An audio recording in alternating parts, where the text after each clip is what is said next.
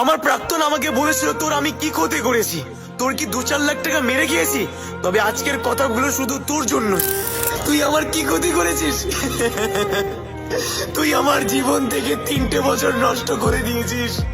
তুই আমার মন ভেঙেছিস, আমার বিশ্বাস ভেঙেছিস। আমি আর দ্বিতীয় কাউকে বিশ্বাস করতে পারি না। আমি কারোর সাথে ঠিক মতো কথা বলতে পারি না। লিটারেলি আমি ঠিকভাবে হাসতে পারি না। সবসময় চড়া মেসেজে থাকি। যে কাজ আমার পেট চালায়, যে কাজ আমার পরিবার চালায়, সে কাজের উপরে আমি মনোযোগ দিতে পারি না।